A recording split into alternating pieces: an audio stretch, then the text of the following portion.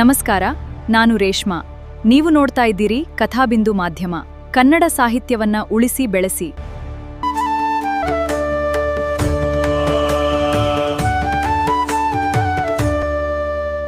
ಇಂದಿನ ವಿಶೇಷ ಕಾರ್ಯಕ್ರಮ ಶ್ರೀಮತಿ ಕೆ. ಲಕ್ಷ್ಮಿಯವರೊಂದಿಗೆ ನಾಣ್ಯಗಳ ಪ್ರಪಂಚ. ಎಲ್ಲರಿಗೂ ನಮಸ್ಕಾರ. ನನ್ನ ಹೆಸರು ಸಿ. ಎನ್. ಭಾಗ್ಯಲಕ್ಷ್ಮೀ ನಾರಾಯಣ್. ಮೂಲತಃ ಶಿಕ್ಷಕಿ ಹಾಗೂ ಲೇಖಕಿ, ಮತ್ತು ಹಲವಾರು ಹವ್ಯಾಸಗಳನ್ನ ಬೆಳೆಸ್ಕೊಂಡಿರುವಂತಹ ಹವ್ಯಾಸಕಿ. ನಿಮಗೆ ಗೊತ್ತಾ, ಎಷ್ಟೋ ಜನ ಜೀವನದಲ್ಲಿ ಒಳ್ಳೊಳ್ಳೆ ಹವ್ಯಾಸಗಳನ್ನ ರೂಢಿಸ್ಕೊಂಡಿದ್ದಾರೆ. ನೀವು ಕೂಡ ರೂಢಿಸ್ಕೊಂಡಿರ್ತೀರ ಅಲ್ವಾ? ನಾನೀಗ ಒಬ್ಬ ಪ್ರತಿಭಾವಂತ ಶಿಕ್ಷಕಿಯನ್ನು ನಿಮಗೆ ಪರಿಚಯ ಮಾಡಿಕೊಡ್ತಾ ಇದ್ದೀನಿ. ಶ್ರೀಮತಿ ಲಕ್ಷ್ಮೀ ರಾವ್ ಅಂತೇಳಿ ಮೈಸೂರಿನವರು. ಇವರು ಮೂಲತಃ ಶಿಕ್ಷಕಿಯಾಗಿದ್ದವರು. ಅಲ್ಲದೆ ಸಾಕಷ್ಟು ಪುಸ್ತಕಗಳನ್ನ ಬರೆದಿದ್ದಾರೆ, ಕಥೆಗಳನ್ನ ಬರೆದಿದ್ದಾರೆ, ಕವನಗಳನ್ನ ಬರೆದಿದ್ದಾರೆ. ಸುಮಾರು 25ರಿಂದ 30 ಪುಸ್ತಕಗಳು ಅವರು ಪ್ರಕಟ ಆಗಿದೆ ಅವರದ್ದು. ಓಕೆನಾ? ಹೀಗಿರುವಾಗ ನಾನು ಇನ್ನೊಂದು ವಿಶೇಷ ಅವರಲ್ಲಿರುವಂಥ ಪ್ರತಿಭೆನ ನಿಮಗೆ ಪರಿಚಯ ಮಾಡಿಕೊಡ್ತೀನಿ. ಅದೇನು ಅಂದರೆ ನಾಣ್ಯಗಳ ಸಂಗ್ರಹ. ಇವ್ರಿಗಿರುವಂತಹ ಉತ್ತಮ ಹವ್ಯಾಸ. ಈ ನಾಣ್ಯಗಳ ಸಂಗ್ರಹದಿಂದ ನೀವು ಹಲವಾರು ವಿಚಾರಗಳನ್ನ ತಿಳ್ಕೋಬಹುದು.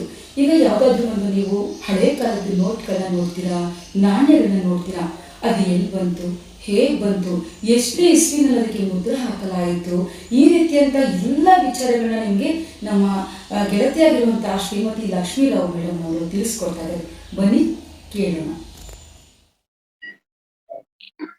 ನಮಸ್ತೆ ಸ್ನೇಹಿತರೆ.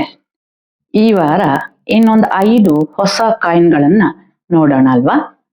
ಸ್ವಾಗತ ನಿಮಗೆ ಕಾರ್ಯಕ್ರಮಕ್ಕೆ. ನ್ಯಾಯಾಲಯಗಳಲ್ಲಿ ಉಚ್ಚ ನ್ಯಾಯಾಲಯಕ್ಕೆ ಬಹಳ ಮಹತ್ವವಿದೆ. ಈ ಕೆಳಗಿನ ನ್ಯಾಯಾಲಯಗಳಲ್ಲಿ ಆಗ್ಲಿಲ್ಲ ಅಂದಾಗ ನಾವು ಉಚ್ಚ ನ್ಯಾಯಾಲಯಕ್ಕೆ ಹೋಗೋದು ಗೊತ್ತಿದ್ದಂತ ವಿಷಯ ಎಲ್ಲರಿಗೂ.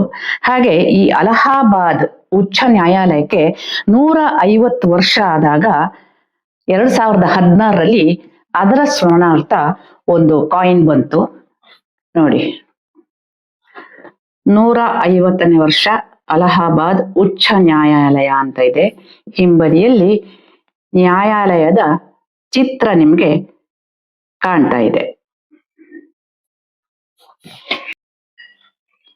ಭಾರತ ದೇವಾಲಯಗಳ ನಾಡು. ಬಹು ದೊಡ್ಡ ವಿಶ್ವ ಪ್ರಖ್ಯಾತಿ ಹೊಂದಿದಂತಹ ದೇವಾಲಯ ನಮ್ಮ ಭಾರತ ದೇಶದಲ್ಲಿದೆ.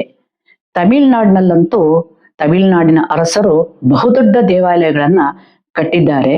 ತಾಂಜಾವೂರು ಯಾರಿಗ್ ಗೊತ್ತಿಲ್ಲ?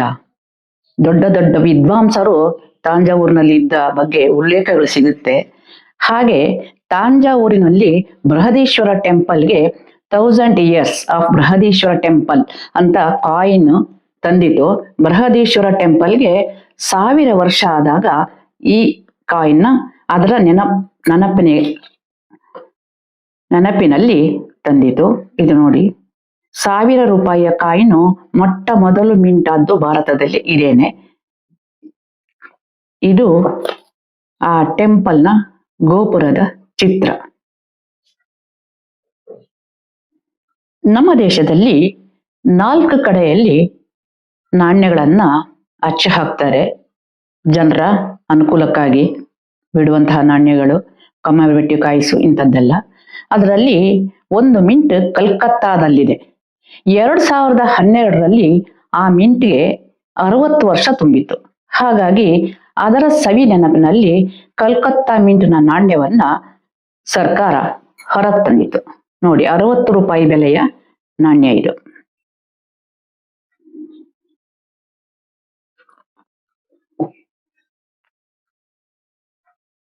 ಹಿಂಬದಿ ಟಕ್ಸಾಲ ಚಿತ್ರ ಇದೆ. ಫುಡ್ ಫಾರ್ ಆಲ್ ಅನ್ನುವ ಯೋಜನೆ ಅಡಿಯಲ್ಲಿ 1974ರಲ್ಲಿ 50-10ರ 2 ಕಾಯಿನ್ಗಳನ್ನ ಮಿಂಟ್ ಮಾಡಿತು. ನೋಡಿ, ಇದು ಆ ಸಮಯದಲ್ಲಿ ನನಗೆ ಮಿಂಟ್ ಅಲ್ಲಿ ಸಿಕ್ಲಿಲ್ಲ, ಬೇರೆ ಕಡೆ ಸಿಕ್ಕಿತು. ಹಾಗಾಗಿ ಮಿಂಟ್ ಪ್ಯಾಕ್ ಇದ್ರಲ್ಲಿಲ್ಲ. ಹಿಂದೆ ಸಣ್ಣ ಪರಿವಾರದ ಚಿತ್ರ ಇದೆ. ತ್ರಿಕೋನದ ನಡುವೆ 2 ಮಕ್ಕಳು, ಒಬ್ಬ ಪುರುಷ, ಮಹಿಳೆಯ ಚಿತ್ರ ಇದೆ ನೋಡಿ. ಇದು FAO ಸೀರೀಸ್ ಕಾಯಿನ್ ಅಂತಲೂ ಇದಕ್ಕೆ ಹೇಳ್ತಾರೆ. ಫುಡ್ ಫಾರ್ ಆಲ್ ಅಂತ. ಅಭಿವೃದ್ಧಿ ಪೂರಕ ನಾಣ್ಯ ಅಂತ ಹೇಳ್ತಾರೆ. ಸಮಾಜ ಸೇವೆ ಅನ್ನೋದು ದೇವರ ಸೇವೆ ಅನ್ನುವ ಒಂದು ನಂಬಿಕೆ ಇದೆ. ಹಾಗೆ ತಮ್ಮ ಎಲ್ಲಾ ಸ್ವಾರ್ಥಗಳನ್ನ ಬದಿಗೊತ್ತಿ ಸಮಾಜ ಸೇವೆ ಮಾಡುವವರನ್ನ ಭಾರತ ಸರ್ಕಾರ ಗುರುತಿಸಿದೆ. ನಮ್ಮ ದೇಶದಲ್ಲಂತೂ ಸಾವಿರಾರು ಜನ ಇದ್ದಾರೆ. ಹೊರ ದೇಶದಿಂದ ಬಂದು ನಮ್ಮ ದೇಶದಲ್ಲಿ ಸಮಾಜ ಸೇವೆ ಮಾಡಿದಂತಹ ಒಬ್ಬ ಮಹಿಳೆ ಮದರ್ ತೆರೇಸಾ ಕಲ್ಕತ್ತಾದಲ್ಲಿದ್ರು. ಅವರ ಸ್ಮರಣಾರ್ಥ 100 ರೂಪಾಯಿ ಕಾಯಿನ್ ಬಂತು 2010ರಲ್ಲಿ.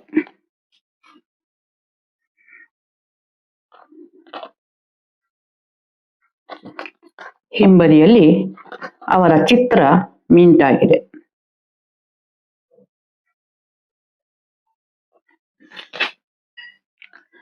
ಲೋಹದ ಕಾಸುಗಳನ್ನ ನಾವು ಸಾಮಾನ್ಯವಾಗಿ ನಾಣ್ಯ ಅಂತ ಹೇಳ್ತೇವೆ. ಒಂದು ವಸ್ತುವಿಗೆ 3-4 ಹೆಸರು ಇರುವಂತ ಕ್ರಮ ಕೂಡ ಇದೆ. ಹಾಗೆ ನಾಣ್ಯಕ್ಕೂ ಇದೆ.